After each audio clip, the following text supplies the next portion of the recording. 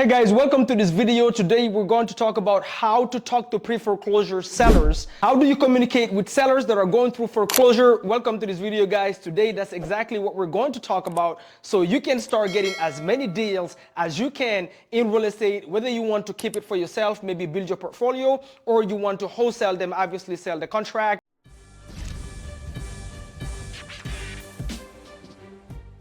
To make cash today. If you don't know me, guys, my name is Mamadou Diallo, and I started with pre-foreclosures, quit a corporate job where I was making 40,000 euros per year to making six figures my first year in real estate. And how did I do it? Exactly doing this, going after foreclosure sellers. Now, the first thing that I want to address is why should you even reach out to the sellers that are going through foreclosure? So these are sellers that obviously they're behind on their mortgage and the lender is trying to foreclose on the house and take it over. Sometimes it could be the bank, the HOA, whoever they owe money to is trying to collect and come in after the home, right? Why should you go after them? The first thing is, guys, you are a problem solver. And I'm gonna repeat this a lot, guys, because when you get into real estate wholesaling, you're gonna understand that you're not in real estate, you are in a problem-solving business. When you talk to these homeowners, they have so many challenges that have nothing to do with the property, absolutely nothing.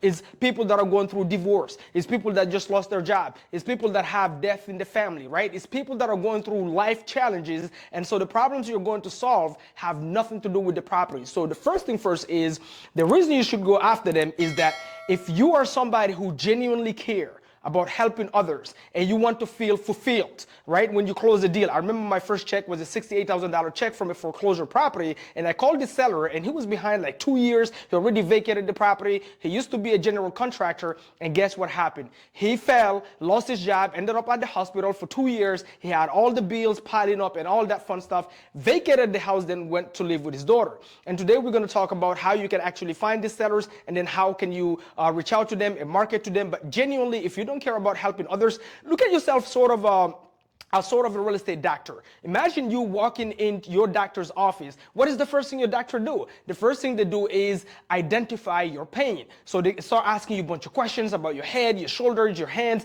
Once they identify the real issue, then they prescribe the right medication. It's the same thing for you. So when you reach out to the sellers through these channels that we're going to talk about, door knocking, texting, cold calling, vendor signs, direct mail. Once we talk about all these different ways of reaching out to them and how you should do so and what you should say when you reach out to them, and then once you get hold of them, you have to identify their pain first, right? So you have to be, you're a real estate doctor essentially, all right, guys? So genuinely, if you don't care about helping other people, don't even bother trying, right? I'm local in Georgia. My team and I, we're here in Georgia, and we focus on not only providing affordable housing for, people that are local in Georgia. Not only that, because we're trying to solve the affordable housing issue, so we provide housing, but we also help these homeowners. There's some sellers that want to keep, some of them want to move on to the next chapter of their lives, but we genuinely care. If you don't, because these sellers they're not just going to hand over the keys to their properties just because they're behind on the mortgage. And where newbies fail is that they give up because they call the sellers and all they're thinking about is their next paycheck, and they absolutely don't care about helping others. And when the seller don't want to sign a contract the first day, guess what they don't do? They don't follow up with the seller. They don't see it as the responsibility to help this homeowner. So wherever you are, whether you're in Texas, Florida, whatever states you are, how about you look at all the sellers that are going through foreclosure, about to lose their home within the next 2 weeks, 3 weeks, maybe a month, and go, you know what? I am going to make it my mission, my responsibility to help as many of these homeowners as I can keep their homes if that's the right fit for them, or move on to the next chapter of their lives by connecting them with a cash buyer, then you wholesale it, or maybe doing a strategy that we do, which is we partner up with the seller. We're doing that right now. I talked to a seller today where we're going to do that. We partner up with the seller, we bring the funds, we renovate it, then we list it back on the market. That's called doing innovation.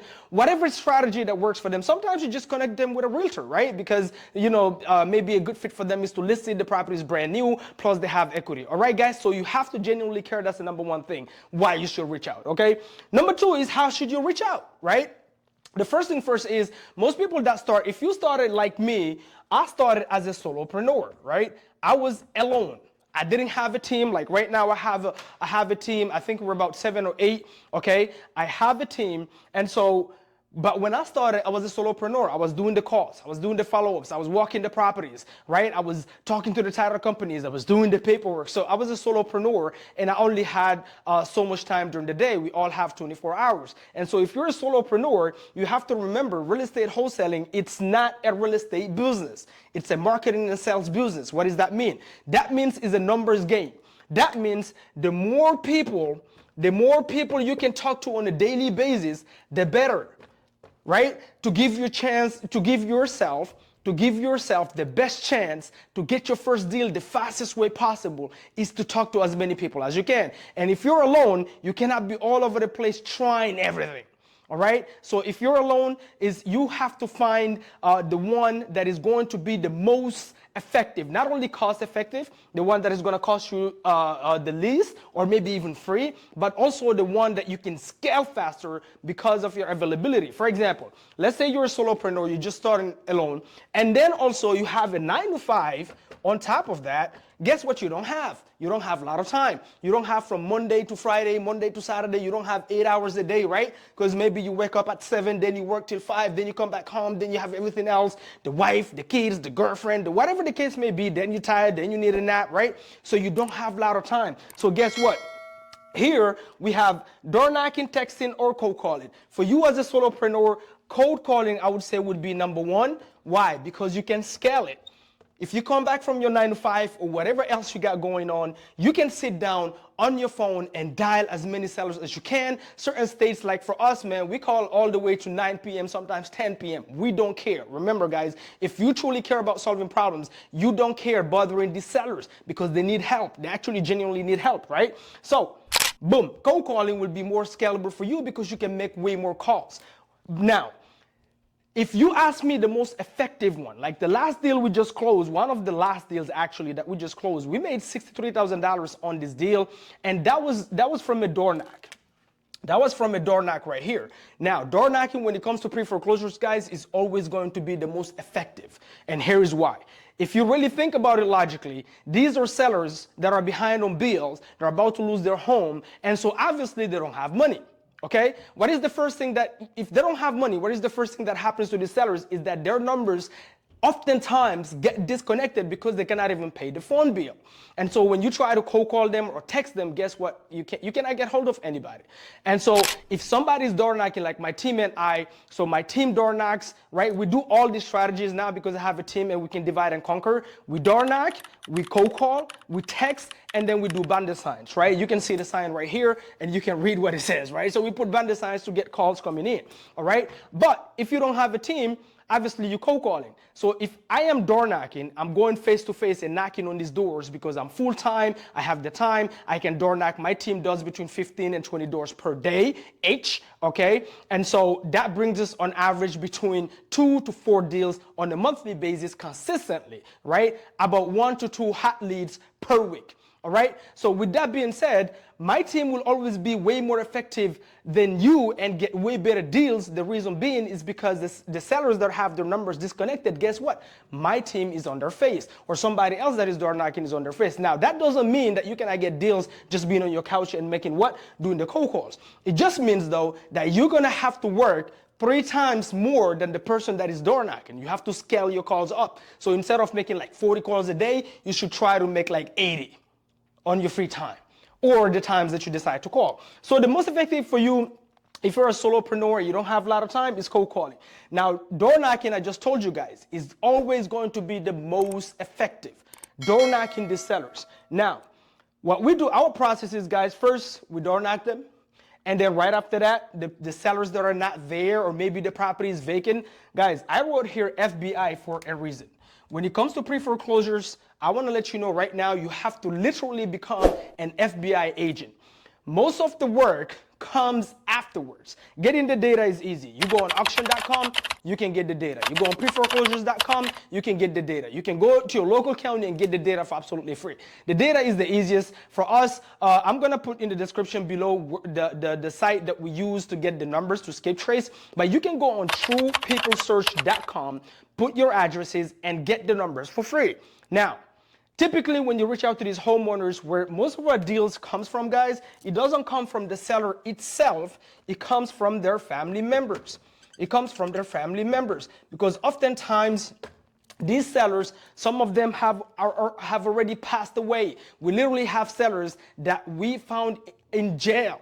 Okay, guys, and something else we do is that we find sellers on Messenger, Facebook Messenger, and also on Instagram. We found sellers on Instagram as well. So I wrote FBI for a reason, because you have to wear your FBI hat when you're doing pre-foreclosure. Sometimes you have to chase these sellers down. When you don't find them, you go on truepeoplesearch.com. Let's say, for example, you're looking at 123 Main Street, which is exactly how I found my first deals, is by finding the daughter, right? So typically you want to you have to go and find the daughter, the son, the nephew, whatever, right? The ones that we have right now, we're talking to the sister because the seller is in jail. We have to track him down in jail, and he told us his sister that lives in Georgia is the one that is helping him with the property. So guys, you have to become an FBI, and truepeoplesearch.com make your life easy. Here's what happens. You go door knock a seller, you cannot find them, or you cold call them and you cannot find them. You go on truepeoplesearch.com. Let's say the address is 123 Main Street. You put 123 Main Street, and I'm going to put that website in the description below. You put 123 Main Street on truepeoplesearch.com. What's going to happen is you're going to have the seller's name and multiple numbers suggested for that seller. Let's say the seller's name is Mamadou, whatever, right? So boom. Mamadou, you have 5 numbers. All 5 numbers, you can't get hold of the seller. What you do is, if you scroll down, you're gonna see multiple family members suggestions from truepeoplesearch.com with people that have the same last name, the same family last name as the seller, right? That are all potential family members. Sometimes you're gonna have 7, sometimes 5, sometimes 14. Doesn't matter. My team goes and call all those family members one by one. And typically also it gives you their age. Okay, you want to start with the youngest ones, not the ones that are already 9 years old, because they most likely passed away. You want to keep those for last, but you never know. You want to call every single one of them to give you the best chance to get your deal. So you are an FBI agent. So remember, most of the work with pre-foreclosure sellers doesn't come from the first initial contact. It comes afterwards. You got to do a lot of data searching, right? So guys, door knocking most effective.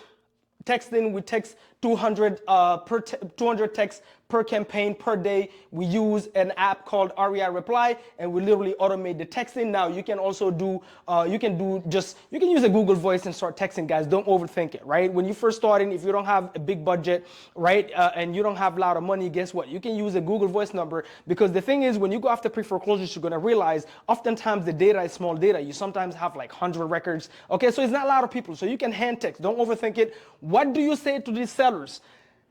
Don't be long-winded, right? Don't start sending them the whole Bible. Okay, nobody's gonna read it. The same way you don't read that stuff, right? Even my team, when they door knock and they leave a note because the seller is not there, guess what? They leave like literally just maybe like one phrase.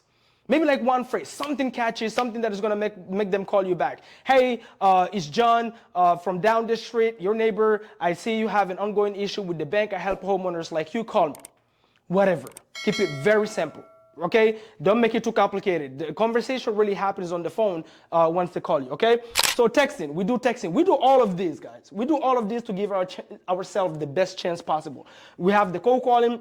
Right, so I have a team on the phones, and then I have the team that door knocks, and then I have the team that texts, and then bandit signs, as you guys see here, I have a team that put these out, and then we get sellers that call us. We have a property right now under contract in California, pre-foreclosure. Guess what? The seller found these bandit signs while she was driving here in Georgia, but the property is in California. So we get a lot of inbound calls like that. And then you have the direct mail. Direct mail is typically on the more expensive side when it comes to the marketing channels. This is not something I advise newbies.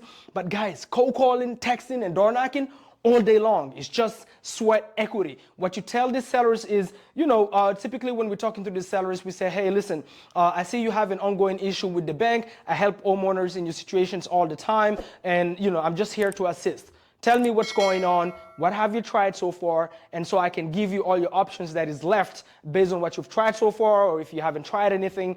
When they door knock also is the same thing. When my team door knocks, they don't talk to the sellers at the door more than probably 12 minutes unless the sellers want to talk more and give more information. But guess what? The reactions from the sellers are typically different too. You have the sellers that, I want to keep my home, which is perfectly fine. I want to keep, right? Which is perfectly fine. We help homeowners keep their home. You have sellers that go, you know what, I'm sick and tired. Like right now, we're about to close on one tomorrow. That's a nasty divorce, right? I literally, guys, I have a call that I posted with me talking to that seller. That seller is going through a nasty divorce. It's like, listen, this house is bad news. I don't want to keep it. I don't want no souvenirs from my ex. So I want to sell it. I want to see it go. And so we help them accomplish that as well. Like I told you guys, right? So it depends. Some sellers want to keep, some want to let it go. I've had sellers that literally, one of the sellers that I was dealing with, her mom and her son got killed inside that property.